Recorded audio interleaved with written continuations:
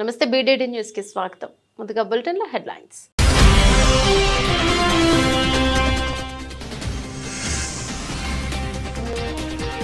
ఖైరతాబాద్ గణేశుడికి పూర్తయిన తొలి పూజ. హాజరైన ముఖ్యమంత్రి రేవంత్ రెడ్డి దంపతులు.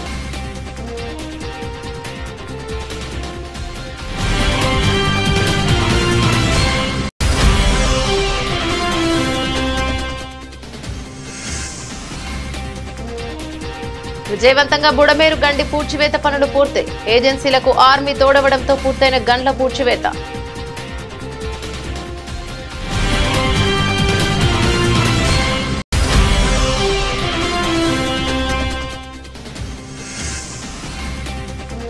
హైదరాబాద్ పబ్బులపై ఎక్సైజ్ పోలీసుల దాడులు. 4 డ్రగ్స్ తీసుకుంటున్నట్లు తేలిందన్న అధికారులు.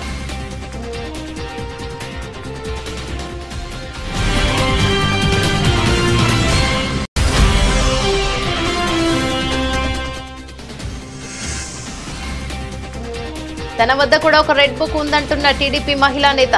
ఎవరిని వదిలిపెట్టే ప్రసక్తే లేదంటూ హెచ్చరికలు.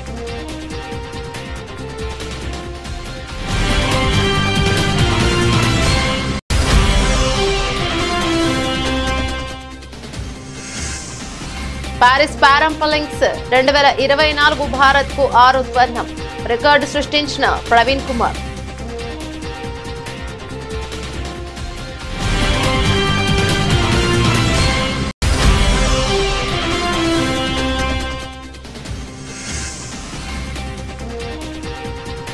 ఢేర్మన్న స్టాక్ మార్కెట్లో 1000 పాయింట్లకు పైగా నష్టపోయిన సెన్సెక్స్.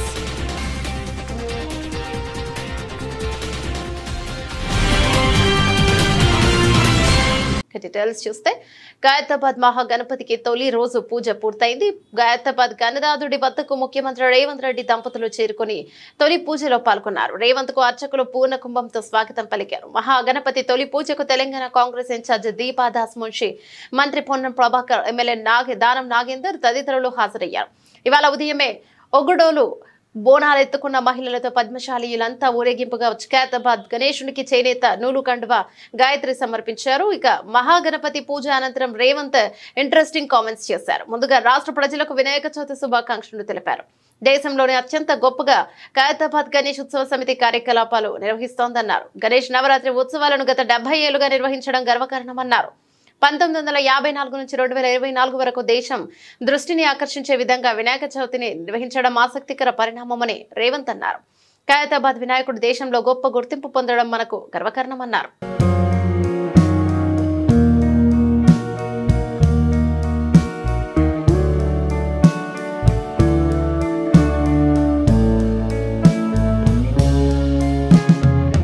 వినాయక చవితి సందర్భంగా తెలంగాణ ముఖ్యమంత్రి రేవంత్ రెడ్డి దంపతులు జూబ్లీహిల్స్ లోని తమ నివాసంలో ఘనంగా పూజలు నిర్వహించారు. ఈ కార్యక్రమంలో టీపీసీసీ నూతన అధ్యక్షుడిగా నియమితులైన మహేష్ కుమార్ గౌడ్ దంపతులు కూడా పాల్గొన్నారు. ఈ సందర్భంగా వారికి పండితులు తీర్థ ప్రసాదాలు అందించి వేదాశీర్వచనాలను ఇచ్చారు.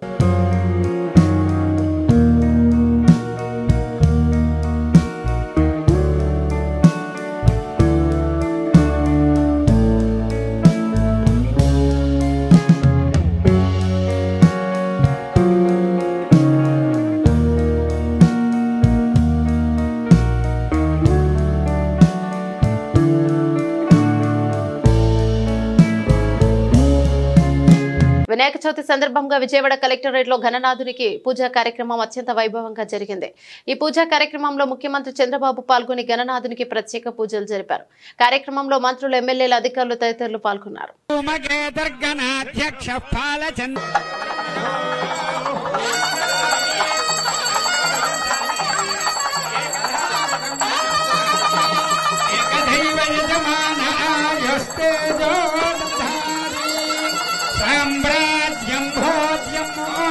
స్వరాజ్యం వైరాజ్యం పరమేష్టిం రాజ్యం మహారాజ్యమాధిపత్యం. హర హర మహాదేవ హర. జై బోలో గణపతి మహారాజ్ కి.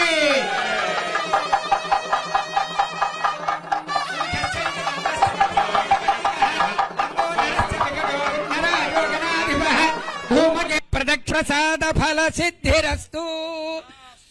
రాష్ట్ర శాంతి సుస్థిరత పరిపాలన సిద్ధిరస్తు మనోవాంఛ ఫల సిద్ధిరస్తు క్షిప్రమేవ రాష్ట్రేణ అనావృష్టి నివారణ సిద్ధి ద్వారా సువృష్టి సిద్ధిరస్తు శాంతి సుస్థిరత సిద్ధిరస్తు మనోవాంఛ ఫల సిద్ధిరస్తు.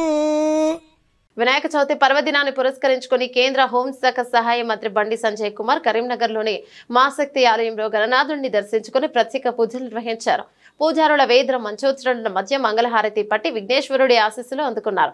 ఈ సందర్భంగా హిందూ బంధువులందరికీ బండి సంజయ్ వినాయక చవితి శుభాకాంక్షలు తెలిపారు. హిందువుల ఐక్యతే లక్ష్యంగా హిందూ జాగరణనే ధ్యేయంగా లోకమాన్య తిలక్ ప్రారంభించిన గణేష్ నవరాత్రి ఉత్సవాలు ఎలాంటి ఆటంకాలు లేకుండా దిగ్విజయంగా నిర్వహించుకుంటున్నామని తెలిపారు. ओम विश्वेत्ताते सवनेज प्रमाचार्य कर्तवन्वते पारावतं यद्पुरुषं वस्सपावनोर्षभाय शरबन्धवे. ओम नमो सर्पेभ्यो ये च पृथिवे मनो ये अंतरिक्षे दिविदेभ्यः समं सुखहर्ता दुःखहर्ता वार्ता विघ्नाजय गुरवे गुरवे प्रेम कृपाजयाजय सर्वाङ्गे सिन्धोर्मसिन्धोराजय खण्डे जनके बालमुक्तापालाजय जय देव जय मङ्गलमूर्ताजय आनन्दमङ्गललिङ्गाज आराधिक्यं समर्पयामि जलेन प्रदक्षिणयामि యజమానహస్తే నేత్రరక్షాం ధారయామి. అందరూ కూడా ఆరతికి చూసి నమస్కారం చేసుకుని చేతులు బయట ఓం తత్పురుషాయ విద్వాన్.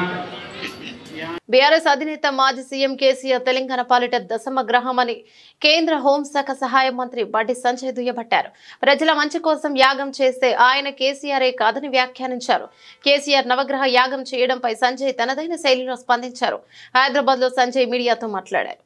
మెడకాయ మీద తలకాయ ఉన్నోడెవడు కూడా 9 అంతస్తుల సచివాలయంలో 3 అంతస్తుల మేర డోమ్లు కట్టారని వివరించారు. తాము అధికారంలోకి వచ్చాక సచివాలయం పై భాగంలో ఉన్న డోమ్లను బరాబరు కూల్చివేస్తామని పునర్ఘటించారు. రాజకీయంగా కేసీఆర్ కు తెలంగాణ ప్రజలు 10 నెలల క్రితమే నో ఎంట్రీ ప్రకటించారని, ఇక రీ ఎంట్రీ ఎక్కడిదని ప్రశ్నించారు. ఏమవసరం చెప్పా నువ్వు ముఖ్యమంత్రి అయితేవి, నీ పూజలు ఏమవసరం? ఏమవసరం చెప్పా నువ్వు ముఖ్యమంత్రి అయితేవి, నీ పూజలు ఏమవసరం? ఈరోజు నేను మొట్టమొదటిసారిగా సచివాలయం కూడా జరిగింది. ఇప్పుడు డూములు కూర్చోకుండా ఏం చేస్తారన్నా, 9 అంతస్తుల బిల్డింగ్కు 3 అంతస్తులు డూమ్లే కట్టిపోయాడు. 3 అంతస్తులు డూమ్లే. దానిలో సరే అప్పుడు కేసీఆర్ మంచిగా జల్సాగా బతుకుతాడు కాబట్టి పెద్ద రూమ్ కట్టించుకున్నాడు. కానీ దానిలో పనిచేసేటువంటి ఐఏఎస్ ఆఫీసర్లు ఉంటారు, వాళ్ళ రూమ్ చూడండి. దానిలో పనిచేసే సిబ్బందులు కూర్చోడానికే ప్లేస్ లేదు, పొట్టుపొట్టు తిట్టుకుంటారు వాళ్ళు.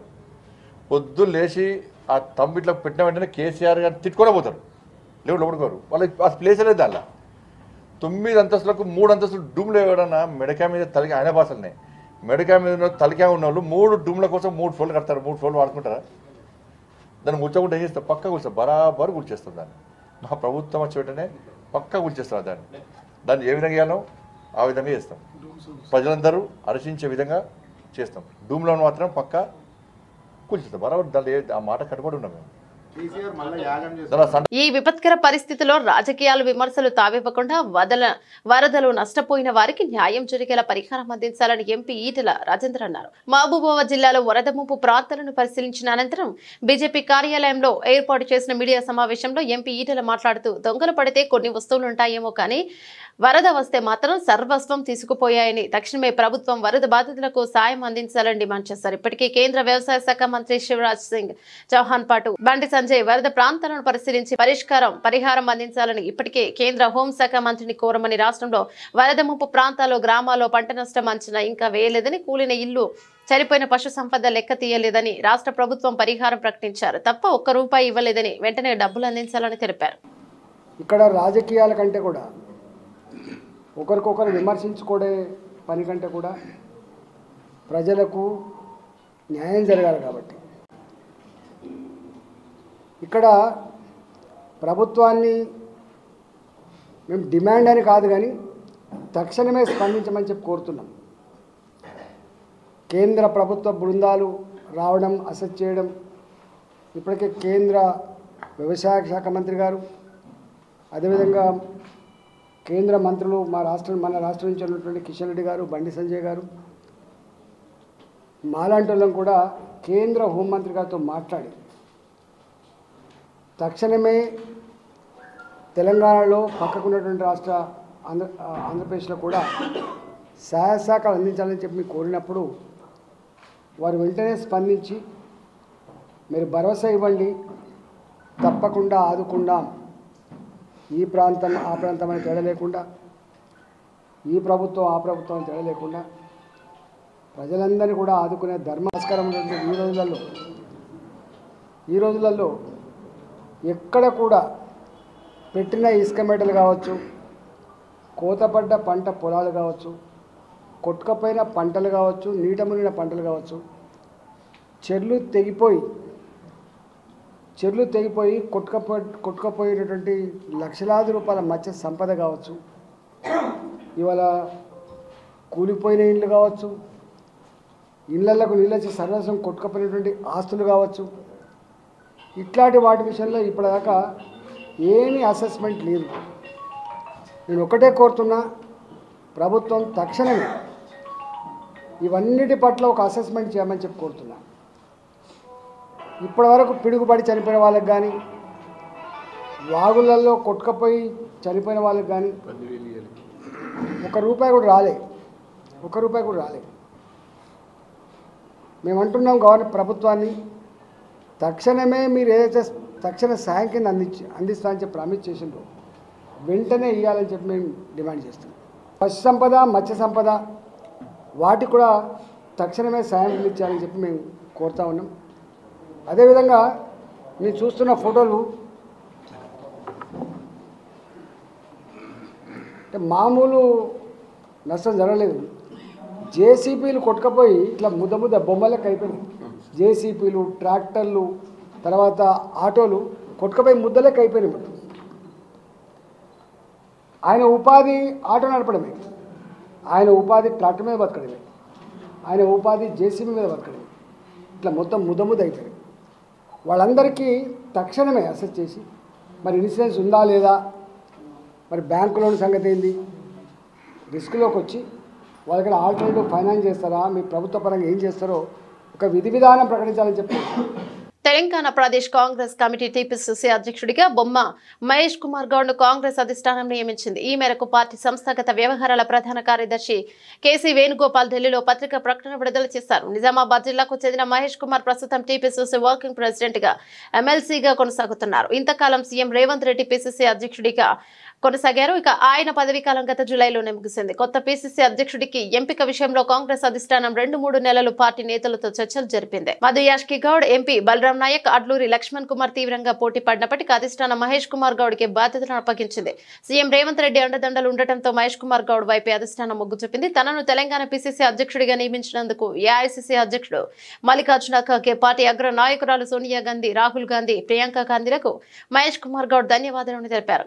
ఈ నేపథ్యంలో శనివారం టీపీసీసీ నూతన అధ్యక్షుడు మహేష్ కుమార్ గౌడ్ జూబ్లీహిల్స్ నివాసంలో సీఎం రేవంత్ రెడ్డిని మర్యాదపూర్వకంగా కలిశారు. గుంటూరు పశ్చిమ నియోజకవర్గ ఎమ్మెల్యే గల్లా మాధవి పిలుపు మేరకు న్యాయవాది శివలీల విజయవాడ వరద బాధితుల కోసం చీరలు, దుప్పట్లను, అలాగే టీడీపీ నాయకులు చిట్టిప్రో లోకేశ్వరరావు 10,000 రూపాయల చెక్కును ఎమ్మెల్యే గల్లా మాధవికి అందజేశారు. ఈ సందర్భంగా ఎమ్మెల్యే మాట్లాడుతూ వరద బాధితుల కోసం తన పిలుపును అందుకుని శివలీల ముందుకు రావడం అభినందించదగ్గ విషయమని, ఇదే స్ఫూర్తితో దాతలందరూ ముందుకు రావాలని, వారి నుండి సేకరించే విరాళాలు 8వ తేదీన విజయవాడలో వరద బాధితులకు పంపిణీ చేయనున్నామని గల్లా మాధవి తెలిపారు.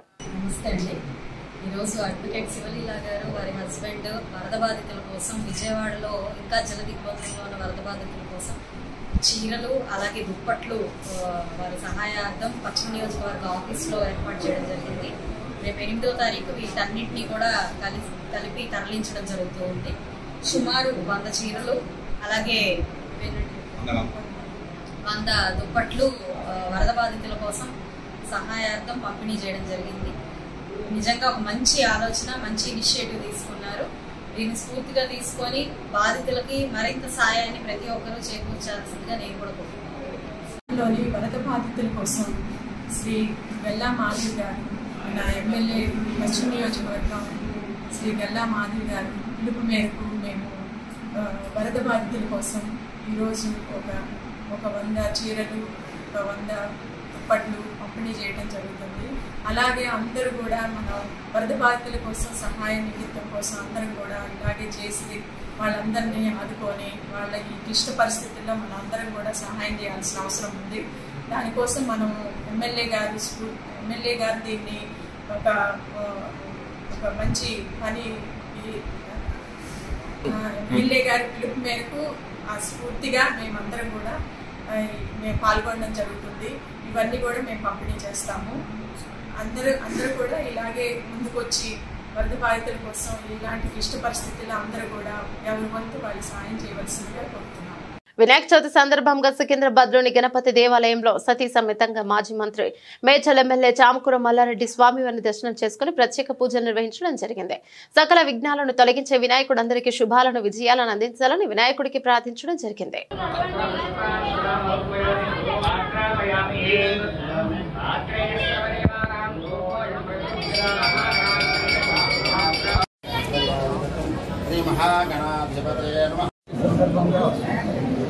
భక్తులందరూ కూడా శుభాకాంక్షలు. ఏ ముక్కు ముక్కినా సంవత్సరాల సంది కూడా దర్శనం ప్రాంతంలో అందరికీ కూడా శుభం జరగాలి. విజయవాడలో వరదలకు కారణమైన బుడమేరు గండ్లను అధికారులు పూడ్చివేశారు. భారీ వర్షాలకు ప్రవాహం పెరిగి బుడమేరు వాగుకు 3 గండ్లు పడగా విజయవాడను వరద ముంచెత్తింది. రంగంలోకి దిగిన జలవనరుల శాఖ అధికారులు బుడమేరు గండ్లను పూడ్చివేసేందుకు నిరంతరాయంగా శ్రమించారు. ఏజెన్సీల సాయంతో 2 గండ్లను పూడ్చివేసిన అధికారులు 3వ గండిని పూడ్చేందుకు ఆర్మీ సాయం తీసుకున్నారు. ఉధృతంగా వరద ఉన్నప్పుడే 2 గండ్లను పూడ్చారు. మంత్రి నిమ్మల రామానాయుడు పర్యవేక్షణలో శుక్రవారం నుంచి గండ్ల పూడ్చివేత పనులు నిరంతరాయంగా సాగాయి.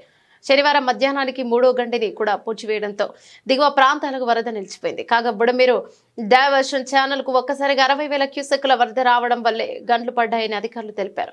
ఈ గండ్లను పూడ్చివేసేందుకు ఏజెన్సీలతో పాటు చెన్నైకి చెందిన 6వ బెటాలియన్, సికింద్రాబాద్ కు చెందిన రెజిమెంటల్ బెటాలియన్ జవాన్లు కృషి చేశారని అధికారులు వివరించారు. బాసర IIITలో పర్మనెంట్ టీచింగ్, నాన్ టీచింగ్ పోస్టులను భర్తీ చేయాలని ఆందోళన చేస్తున్న విద్యార్థుల నిరసన 4వ రోజు కొనసాగింది. అసమర్థ ఇన్ఛార్జ్ వీసీ వెంకటరమణను తక్షణమే తొలగించి యూనివర్సిటీకి నూతన వీసీని నియమించాలని బాసర IIITలో కోట్ల రూపాయల అక్రమాలకు పాల్పడిన వెంకటరమణ మీద విజిలెన్స్ ఎంక్వైరీ ముఖ్యమంత్రి వెంటనే ఆదేశించాలని డిమాండ్ చేశారు. వాస్తవాలు తెలియకుండా వెంకటరమణ అక్రమాలకు వంతపాడుతున్న education principal secretary Burra Venkateswara మీద ప్రభుత్వం చర్యలు తీసుకోవాలన్నారు.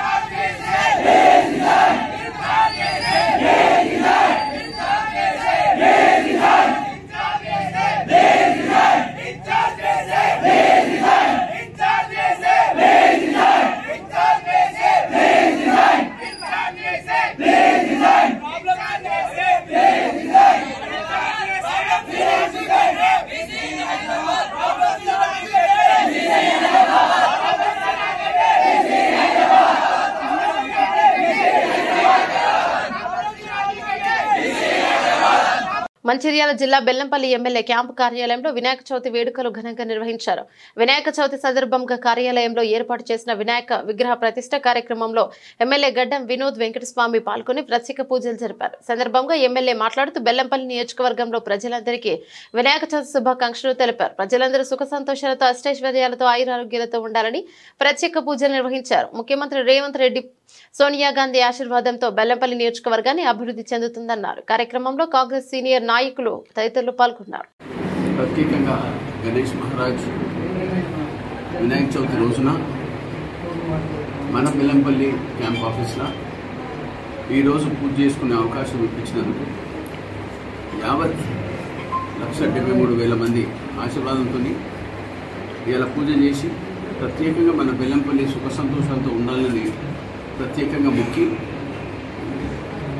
పెద్దలు గణపతి బాబా ఆశీర్వాదం ప్రతి ఒక్కళ్ళ మీద ఉండాలని మనస్ఫూర్తిగా ఈరోజు పూజ చేపించి నా ఎంబడున్న సీనియర్ మా కార్యకర్తలు, మా అన్నదమ్ములు, అక్క చెల్లెళ్ళు అందరూ ఇంత పెద్ద సంఖ్యతో వచ్చినందుకు మళ్ళొకసారి ధన్యవాదాలు చెప్తూ సుఖ సంతోషాలతో ఎల్లకాలం మనం బెల్లంపల్లి అభివృద్ధి కావాలని ఎప్పుడు మొక్కుతూ పెద్దలు రేవంత్ రెడ్డి గారు, మా సోనియమ్మ తల్లి, రాహుల్ గాంధీ గారు ఇచ్చిన ఆశీర్వాదాన్ని మనం ఎల్లప్పుడూ కాపాడుకుంటూ ముంగట పోదామని ప్రతి ఒక్కరికి పేరు పేరున ప్రతి ఇంటింటికి శుభాకాంక్షలు, గణపతి శుభాకాంక్షలు. అందరికీ మనస్ఫూర్తిగా నా నమస్కారాలు. Thank you.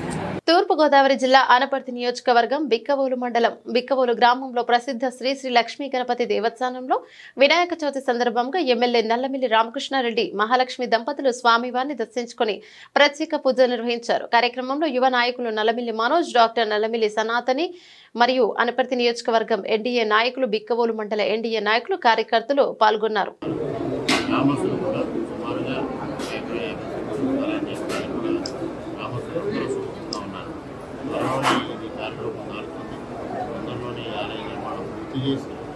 ఇక్కడ ఉన్న ఆలయం చాడికల కాలం నుంచి బిక్కవోలు గ్రామంలో దాదాపు 5 దేవాలయాలు అది ఈరోజు 4 విభజించుకుపోయింది. ఇక్కడ ఉన్న ఆలయ ప్రాశస్త్యాన్ని, బిక్కవోలు యొక్క ప్రాశస్త్యాన్ని, అదేవిధంగా పక్కనే ఉన్న గొల్లమావిడ ప్రాశస్త్యాన్ని తెలియజెప్పడం కోసం కేంద్ర ప్రభుత్వం నుంచి కూడా ప్రశాంత్ స్కీమ్ ద్వారా పెద్ద ఎత్తున ప్రోత్సహిస్తుంది. ఈ 2 గ్రామాలని కలిపి ఒక టెంపుల్ టూరిజం సెంటర్గా డెవలప్ చేయాలని ముందుకెళ్తా ఉన్నాం. గ్రామస్తుల నుంచి, భక్తుల నుంచి కూడా విశేషమైన సహాయ సహకారాలు అందించేందుకు అందరూ ముందుకు వస్తూ ఉన్నారు. అందరికీ కృతజ్ఞతలు. అందరికీ వినాయక హైదరాబాద్ లో మరోసారి డ్రగ్స్ కలకలం రేపాయి. నగరంలోని పలు పబ్బులపై ఎక్సైజ్ పోలీసులు దాడులు నిర్వహించారు. ఈ సందర్భంగా డ్రగ్స్ తీసుకున్న 4 పట్టుబడ్డారు. షేర్లింగంపల్లి జూబ్లీహిల్స్ లో ఉన్న కోరం క్లబ్ బీజినెలో పబ్ తో పాటు మరో 3 పబ్బుల్లో అధికారులు తనిఖీలు నిర్వహించారు. 33 మందికి డ్రగ్స్ డిటెక్షన్ కిట్స్ తో టెస్టులు నిర్వహించారు. అందులో 4కి పాజిటివ్ వచ్చింది. దీంతో పోలీసులు వారిని అదుపులోకి తీసుకున్నారు. పబ్లను సీజ్ చేశారు. విస్కీతో ఐస్ క్రీంలు తయారు చేస్తున్న ఘటన శుక్రవారం వెలుగులోకి వచ్చిన విషయం తెలిసిందే.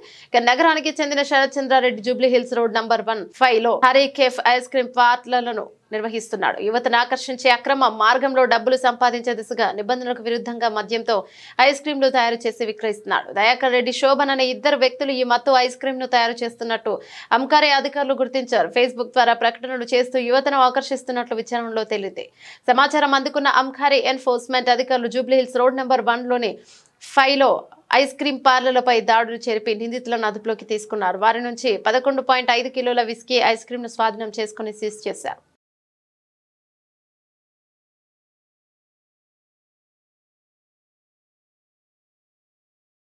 ఏపీ రాజకీయాల్లో గత కొంతకాలంగా రెడ్ బుక్ అంశం హాట్ టాపిక్ గా ఉంది. మంత్రి నారా లోకేష్ రెడ్ బుక్ లో ఎవరెవరి పేర్లు ఉన్నాయనే అంశం కూడా చర్చనీయాంశమైంది. ఇప్పటి వరకు రెడ్ బుక్ అంటే గత వైసీపీ ప్రభుత్వం హయాంలో ఏకపక్షంగా వ్యవహరించి టీడీపీ నేతలను ఇబ్బందులు పెట్టిన అధికారుల పేర్లు లోకేష్ రెడ్ బుక్ లో రాసుకొచ్చినట్టు ప్రచారం జరిగింది. తాజాగా ఆళ్లగడ్డ టీడీపీ ఎమ్మెల్యే మాజీ మంత్రి భూమా అఖిలప్రియ కూడా తన వద్ద రెడ్ బుక్ ఉందని కామెంట్స్ చేయడం తీవ్ర సంచలనమైంది. అఖిలప్రియ మీడియా సమావేశంలో మాట్లాడుతూ తన వద్ద రెడ్ బుక్ ఉందని, ఇందులో 100 మందికి పైగా పేర్లున్నాయన్నారు. ఎవరిని వదిలే ప్రసక్తే లేదని స్పష్టం చేశారు. రెడ్ బుక్ లో పేర్లు ఉందని అంటే వారిని తాము ఏదో కట్టే పట్టుకుని కొడతానికి కాదని, చంపేస్తానని కాదన్నారు. ఖచ్చితమైన ఆధారాలతో వారిపై చట్టపరమైన చర్యలు తీసుకుంటామని అఖిలప్రియ తెలిపారు. వారు అధికారంలో ఉన్నప్పుడు ఎంతో మంది తప్పుడు కేసులు బనాయించారని, అలాంటి వారిని ఇప్పుడు ఇబ్బందులు తప్పవని హెచ్చరించారు. తాను ఎవరిని ఇబ్బంది పెట్టనని చెప్పినా అని ప్రశ్నించారు. ఇబ్బంది పడతారు, ఎందుకు పడరండి? ఎందుకు పడరు అనుకుంటున్నారు మీరు? నేను ఎవరిని ఇబ్బంది పెట్టదని నేను చెప్పినానా? అధికారంలోకి వస్తే మీ తోలు తీస్తానని చెప్పినా కదా, మరి ఎందుకు తీయను? మంచితనం చూపిస్తారనుకుంటున్నారా? మీ దగ్గర ఎంతమంది మీరు తప్పుడు కేసులు పెట్టలే, మీరు ఎంతమంది జీవితాలతో మీరు ఆడుకోలేదు. మిమ్మల్ని వదిలేస్తారని ఎందుకు అనుకుంటున్నారు మీరు? ఒక్కొక్కరికి లెక్క చెప్తా అని చెప్పినా చెప్పి తీరుతా. నేను ఎవరి మీద నేను ఇది చేయను, నేను అన్ని మంచి పద్ధతిలో పోతాను, నేను చాలా మంచిదాన్ని దయచేసి అనుకోకండి. మీరు తప్పు చేసింటే భయపడండి, తప్పు చేయకపోతే ప్రశాంతంగా ఉండండి. డెఫినెట్ గా నాకు రెడ్ బుక్ ఉంది. రెడ్ బుక్ అంటున్నావు, పెట్టుకున్నా రెడ్ బుక్ నేను కూడా. దాంట్లో మీ పేర్లన్నీ ఉన్నాయి. నా వల్ల నేను ఓపెన్ గా ప్రెస్ ముందర చెప్తున్నా, నా వల్ల 100 మంది లిస్ట్ రాసి పెట్టుకున్నా. 2-3 పాపమని తీసేస్తున్నాను కానీ 100 మంది నా వల్ల ఇబ్బంది పడబోతున్నారు. ఓపెన్ గా చెప్తున్నాను.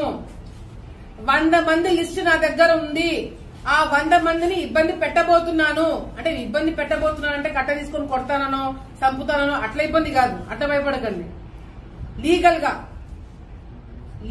గా మళ్ళీ చెప్తున్నా, లీగల్ గా మీ మీద యాక్షన్ తీసుకుంటాం. మీరు చేసిన అరాచకాలు బయట పెట్టి ఆధారాలు నిరూపించి మరి మీ మీద కేసులు పెట్టిస్తాను. మిమ్మల్ని వదిలిపెట్టము. ఎందుకంటే ఆలగడ్డ రాజకీయాలను నాశనం లేపింది మీరు కాబట్టి మీకు శిక్ష పడబోతుంది. మీరు జాగ్రత్తగా ఉండండి అని నేనే చెప్తున్నా. పారిస్ పారాలింపిక్స్ 2024 భారత్ పథకాల వేట 9వ రోజు కొనసాగుతుంది. ఇక ఈ క్రమంలో శుక్రవారం జరిగిన పురుషుల హై జంప్ ఈవెంట్ లో ప్రవీణ్ కుమార్ అద్భుతంగా ప్రదర్శన చేసి బంగారు పథకాన్ని కైవసం చేసుకున్నాడు. ఈ నేపథ్యంలో చరిత్రలో తన 11వ పథకాన్ని సాధించడానికి 2.08 మీటర్ల అద్భుతమైన జంప్ ను నమోదు చేశాడు. ఉత్తరప్రదేశ్ లోని నోయిడాకు చెందిన 21 ఏళ్ల అథ్లెట్ మరియప్పన్ తంగవేలు తర్వాత పారాలింపిక్స్ లో హై జంప్ ఈవెంట్ లో స్వర్ణం సాధించిన 2వ భారతీయుడిగా నిలిచాడు. అమెరికాకు చెందిన లోసిడెంట్ 2.06 మీటర్ల జంప్ తో రజతం సాధించగా ఉజ్బెకిస్తాన్ కు చెందిన టెముర్నెకిన్ గియాజోవ్ 2.03 మీటర్ల జంపుతో 3వ స్థానంలో నిలిచి కాంస్య పతాకాన్ని కైవసం చేసుకున్నాడు. దేశీయ స్టాక్ మార్కెట్లు కుప్పకూలాయి. రికార్డు స్థాయిలో దూసుకుపోయిన సూచీల ర్యాలీకి భారీ బ్రేక్ పడింది. అంతర్జాతీయ మార్కెట్లు సృష్టించిన అలజడి కారణంగా మదుపరుల అమ్మకాలకు మొగ్గు చూపారు. ఫలితంగా శుక్రవారం సూచీలకు బ్లాక్ డేగా నిలిచింది. నష్టాలు ప్రారంభమైన సూచీలకు సమయం గడుస్తున్న కొద్దీ మరింత ఒత్తిడికి లోనయ్యాయి. అమెరికా ఆర్థిక వ్యవస్థ మరింత బలహీనపడుతున్నట్లు వచ్చిన సంకేతాలకు తోడు ఫెడ్ రిజర్వ్ వడ్డీ రేట్లను తగ్గింపును వాయిదా వేసే అవకాశం ఉన్నట్లు వచ్చిన వార్తలకు మదుపరులపై ఆందోళనకు నెట్టింది. ఇంట్రాడేలో 1200 పాయింట్లకు పైగా నష్టపోయిన 30 షేర్ల ఇండెక్స్ సూచీ సెన్సెక్స్ చివరకు 1017 పాయింట్లు నష్టపోయి 82,000 దిగువకు పడిపోయింది. వారాంతం ట్రేడింగ్ ముగిసేసరికి 81,183,903 వద్ద ముగిసింది. ఇక దీంతో సూచీ 2 వారాల కనిష్ట స్థాయికి పడిపోయినట్లయింది. ఆగస్టు 23 తర్వాత సూచీలకు ఇదే కనిష్ట స్థాయి ముగింపు. ఇక మరో సూచీని నిఫ్టీ 292.94 పాయింట్లు 1.17% నష్టపోయి 25,000 దిగువకు 24,852.15 పాయింట్ల వద్ద ముగిసింది. బులెటిన్ ముగించే ముందు హెడ్లైన్స్ మరోసారి.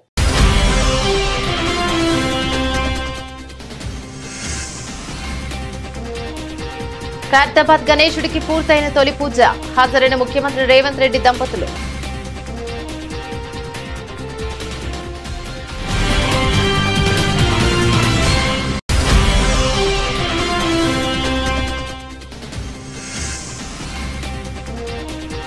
విజయవంతంగా బుడమేరు గండి పూడ్చివేత పనులు పూర్తి.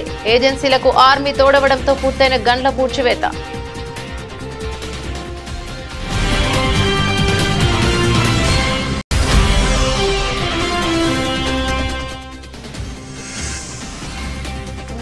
హైదరాబాద్ పబ్బులపై ఎక్సైజ్ పోలీసుల దాడులు. 4 డ్రగ్స్ తీసుకుంటున్నట్లు తేలిందన్న అధికారులు.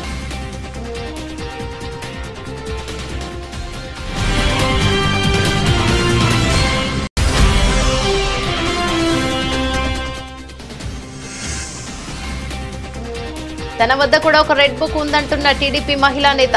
ఎవరిని వదిలిపెట్టే ప్రసక్తే లేదంటూ హెచ్చరికలు.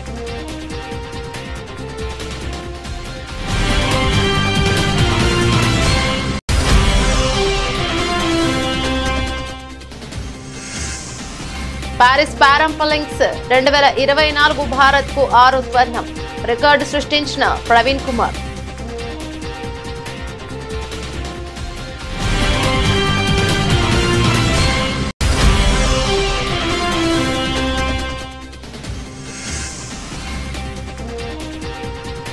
ఢేర్మన్న స్టాక్ మార్కెట్లో 1000 పాయింట్లకు పైగా నష్టపోయిన సెన్సెక్స్.